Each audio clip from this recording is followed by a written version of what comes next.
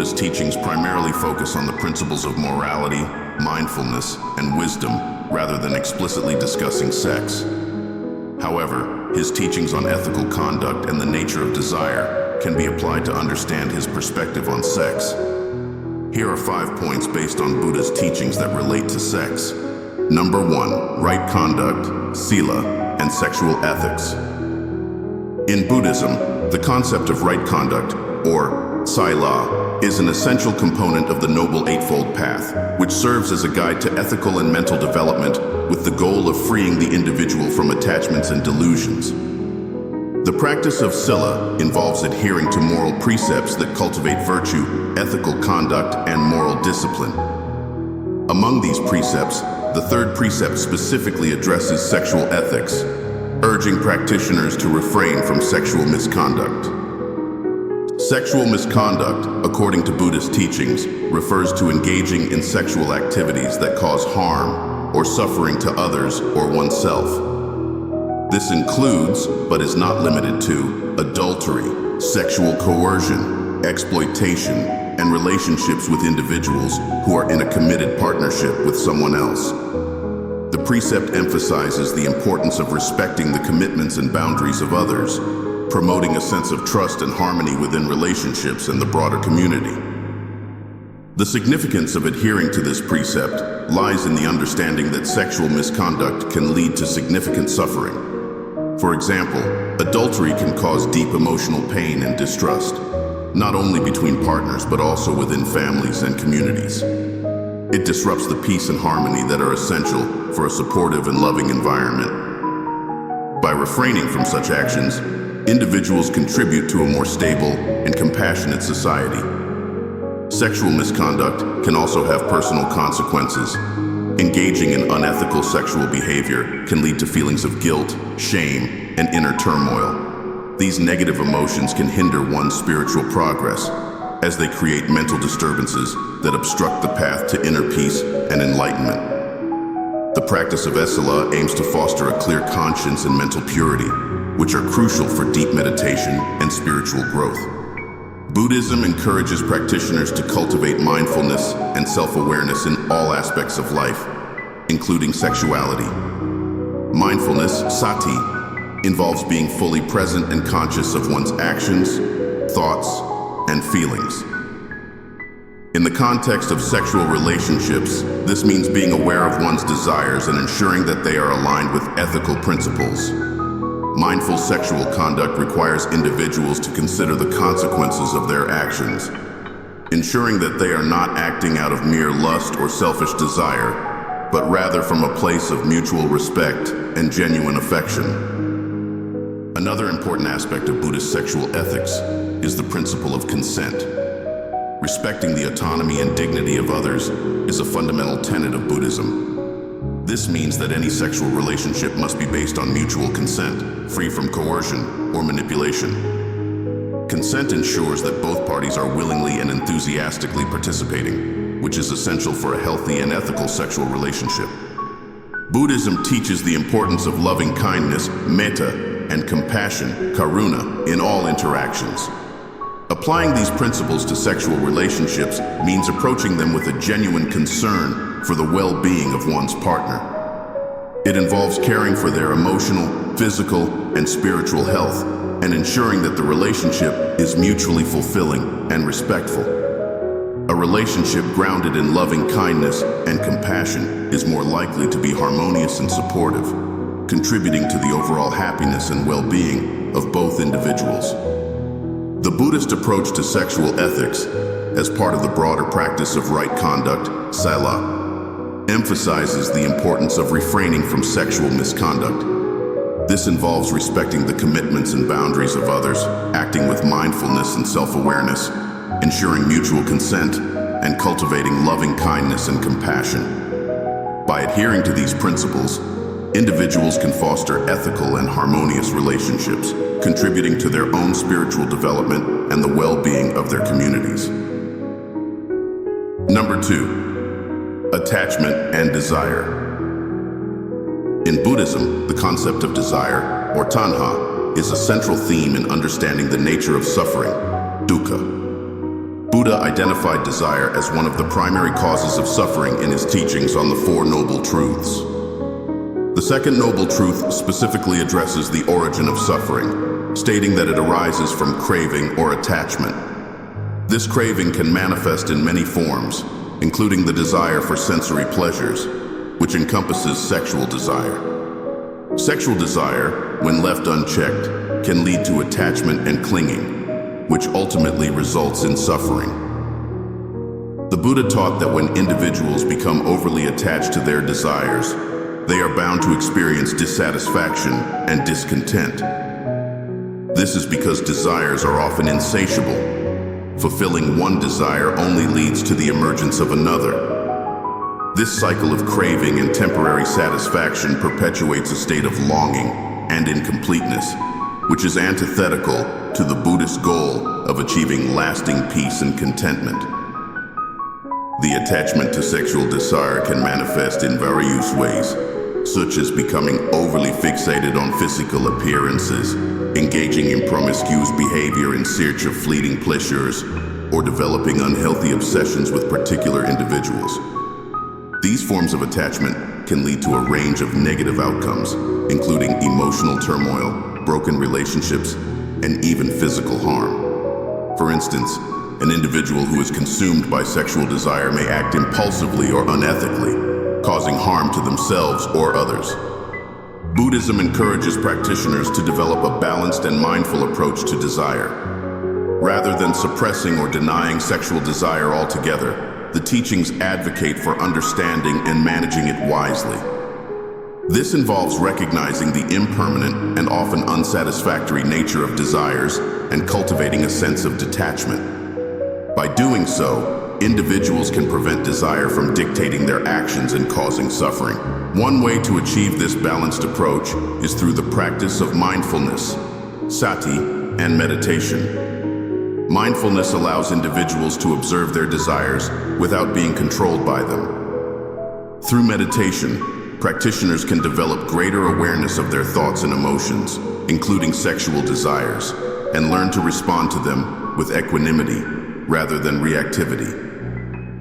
This mindful observation helps in understanding the transient nature of desires and reduces their grip on the mind. The cultivation of wisdom, panya, plays a crucial role in addressing attachment and desire. Wisdom in Buddhism involves understanding the true nature of reality, including the concepts of impermanence, anicca, suffering, dukkha, and non-self, anatta. By internalizing these teachings, individuals can see that clinging to desires is ultimately futile, as all things are subject to change and cannot provide lasting fulfillment. This insight fosters a sense of detachment and helps practitioners focus on more wholesome and enduring sources of happiness. The middle way, a fundamental principle in Buddhism, also offers guidance on how to approach desire. The middle way advocates for a balanced path that avoids the extremes of indulgence and asceticism. In the context of sexual desire, this means neither indulging in excessive sensual pleasures nor renouncing sexuality entirely.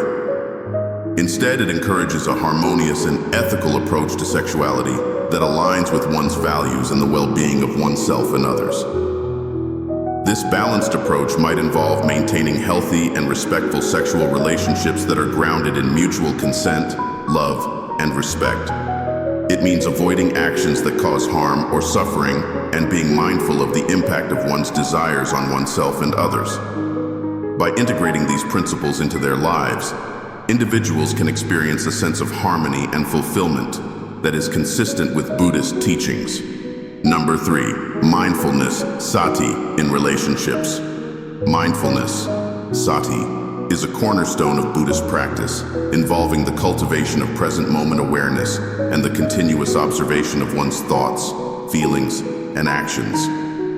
In the context of relationships, including sexual relationships, mindfulness plays a crucial role in fostering harmony, respect, and genuine connection. Being mindful in relationships means being fully present with one's partner, paying attention to their needs, feelings, and experiences. This presence helps build a deeper understanding and connection between partners, allowing them to communicate more effectively and respond to each other's needs with compassion and care. Mindfulness in relationships involves listening attentively, expressing oneself honestly, and being aware of the impact of one's words and actions on the other person. In sexual relationships, mindfulness encourages individuals to approach intimacy with a sense of presence and awareness. Rather than being driven solely by physical desire or habit, mindful sexual engagement involves being attuned to one's own body and the body of one's partner, fostering a deeper sense of connection and mutual satisfaction. This mindful approach can enhance the quality of the sexual experience, making it more meaningful and fulfilling for both partners. Mindfulness also helps individuals navigate the complex emotions and dynamics that can arise in relationships. By being aware of their own emotional states and reactions, individuals can better manage feelings of jealousy, insecurity, or frustration that may surface. This self-awareness allows them to address these emotions constructively rather than allowing them to damage the relationship. For example, if feelings of jealousy arise, a mindful individual can acknowledge these feelings without immediately reacting to them, creating space to reflect on their origins and address them calmly and rationally. Mindfulness promotes ethical behavior in relationships. When individuals are mindful, they are more likely to act in ways that align with their values and ethical principles. This includes being honest, respectful, and considerate towards their partner. Mindfulness helps prevent actions driven by impulsive desires or harmful intentions, fostering a relationship based on trust and mutual respect. Another aspect of mindfulness in relationships is the practice of non-attachment. While non-attachment does not mean disengaging from relationships, it involves cultivating a sense of inner freedom and not clinging excessively to the relationship or the partner. This approach helps individuals maintain a healthy balance where they can fully engage in the relationship while also respecting their own and their partner's independence and individuality. Non-attachment reduces the likelihood of becoming overly dependent on the relationship for one's happiness, allowing for a more stable and resilient connection. Mindfulness also extends to the way individuals handle conflicts and challenges in relationships. By approaching conflicts with a mindful attitude, individuals can respond to disagreements with calmness and clarity rather than reacting with anger or defensiveness. This approach enables constructive dialogue and problem solving, helping to resolve issues in a way that strengthens the relationship rather than weakening it. Mindfulness fosters gratitude and appreciation within relationships. Being present and aware of the positive aspects of the relationship and the qualities of one's partner helps cultivate a sense of gratitude, enhancing the overall sense of satisfaction and happiness. Regularly expressing appreciation for one's partner and the relationship can create a positive cycle of mutual recognition and support. Mindfulness, sati, in relationships involves being fully present, aware, and attuned to oneself and one's partner. It enhances communication, emotional regulation, ethical behavior, and conflict resolution, fostering a deeper and more fulfilling connection. By integrating mindfulness into their relationships, individuals can cultivate a sense of harmony, respect, and genuine intimacy that aligns with Buddhist principles and contributes to their overall well-being and happiness. Number 4, celibacy in monastic life. Celibacy, as practiced by Buddhist monks and nuns, is a significant aspect of monastic life and spiritual discipline. It represents a deliberate choice to abstain from sexual activity in order to focus on spiritual development and attain enlightenment. This practice is rooted in the Buddha's teachings and is integral to the monastic code of conduct known as the Vinaya. For monks and nuns, celibacy is not merely a matter of abstaining from physical intimacy. It is a comprehensive commitment to renounce the distractions and attachments associated with sexual relationships. The rationale behind this practice is based on the belief that sexual activity can be a powerful source of craving and attachment, which can impede spiritual progress and lead to suffering. By refraining from sexual activity, monastics aim to cultivate a state of inner peace and concentration that supports their meditative and contemplative practices. Celibacy is closely linked to the concept of renunciation in Buddhism. Renunciation in this context involves letting go of worldly pleasures and attachments to focus on the path to liberation, nirvana. For monastics, this renunciation is expressed through the observance of celibacy, as well as other practices such as simplicity in living, detachment from material possessions, and adherence to ethical guidelines. By removing the distractions of sexual desire, monastics create a conducive environment for deepening their meditation and wisdom. The commitment to celibacy requires a high level of discipline and mindfulness. Monastics must constantly guard against the arising of sensual thoughts and desires, and they often engage in regular meditation and self-reflection to maintain their focus and resolve. This discipline is not only about avoiding physical acts, but also involves cultivating a mind that is free from the attachment and craving associated with sexuality. The benefits of celibacy for monastics are manifold. On a practical level, it allows individuals to devote their time and energy entirely to their spiritual practice, without the demands and complexities of romantic relationships. This singular focus facilitates a deeper engagement with meditation and study, enabling monastics to progress more swiftly on the path to enlightenment. Moreover, celibacy contributes to the development of inner qualities such as equanimity, contentment, and clarity of mind. Celibacy also fosters a sense of community and solidarity among monastics. By sharing a common commitment to renunciation, monks and nuns support one another in their spiritual endeavors and maintain a shared focus on the goals of their practice. This communal aspect helps to reinforce the values of celibacy and creates a supportive environment for personal and collective growth. It is important to note that celibacy in Buddhism is a voluntary practice, undertaken by those who choose to enter monastic life. Lay practitioners who live in the world and engage in various forms of family and social life are not bound by the same strictures.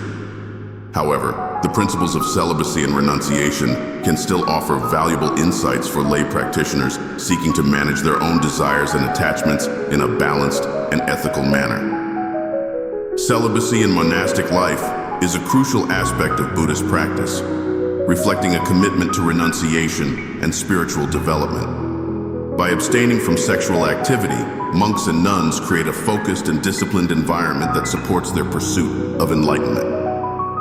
This practice, while specific to monastics, provides a broader lesson in managing desires and attachments and contributes to the cultivation of inner peace and wisdom. Number 5, compassion and loving kindness, metta. Compassion, karuna, and loving kindness, metta, are foundational principles in Buddhism, guiding how individuals interact with others and cultivate their inner states. These principles are deeply intertwined with the ethical conduct of sexual relationships and provide a framework for ensuring that such relationships are harmonious, respectful, and mutually fulfilling. Loving kindness, or metta, is the practice of extending unconditional love and goodwill towards all beings, including oneself. It involves cultivating a heartfelt wish for the happiness and well-being of others, free from any self-serving motives or conditions. In the context of sexual relationships, metta means approaching one's partner with genuine affection and care, ensuring that the relationship is grounded in respect and kindness rather than mere physical desire or personal gain. Compassion, or karuna, complements loving kindness by focusing on alleviating the suffering of others. It involves a deep empathy and a desire to help others overcome their pain and difficulties. In sexual relationships, compassion manifests as a sensitivity to the needs and feelings of one's partner, as well as a willingness to support and comfort them in times of distress. This compassionate approach ensures that the relationship contributes positively to the well-being of both individuals involved. The integration of metta and karuna into sexual relationships requires mindfulness and self-awareness. Practitioners must be attuned to their own motivations and actions, ensuring that they are guided by genuine concern for their partner's happiness and well-being. This involves communicating openly, being attentive to each other's needs, and addressing any issues with empathy and understanding. One key aspect of applying metta and karuna in sexual relationships is the practice of ethical behavior. This includes respecting the boundaries and autonomy of one's partner, ensuring that all interactions are consensual and free from coercion. Ethical conduct in relationships fosters a sense of trust and mutual respect, creating a positive and supportive environment for both individuals. Metta and karuna encourage individuals to approach sexual relationships with a sense of gratitude and appreciation. Recognizing the value of one's partner and the positive aspects of the relationship helps to cultivate a sense of contentment and joy. This appreciation fosters a deeper connection and reinforces the commitment to nurturing the relationship with love and care. The practice of metta and karuna also involves recognizing and addressing any patterns of harmful behavior or negative emotions that may arise in the relationship. For example, if feelings of anger, jealousy, or insecurity emerge, applying compassion means addressing these emotions constructively rather than allowing them to harm the relationship. By approaching such issues with a compassionate mindset, individuals can work through challenges in a way that strengthens the relationship and promotes mutual growth. The principles of metta and karuna extend beyond the immediate relationship to include a broader sense of interconnectedness with others. Understanding that all beings seek happiness and wish to avoid suffering helps individuals approach their relationships with a sense of universal compassion. This broader perspective reinforces the importance of acting with kindness and empathy in all interactions, not just within the confines of the relationship. Compassion and loving kindness, metta and karuna, are essential principles for fostering ethical and harmonious sexual relationships. By approaching relationships with genuine affection, empathy, and respect, individuals can create connections that are fulfilling, supportive, and aligned with Buddhist values. These practices contribute to the overall well-being of both individuals and the broader community, promoting a sense of interconnectedness and mutual care. Thank you so much for watching. I hope you found this video insightful and valuable. If you enjoyed the content, please give it a thumbs up and consider subscribing for more videos like this.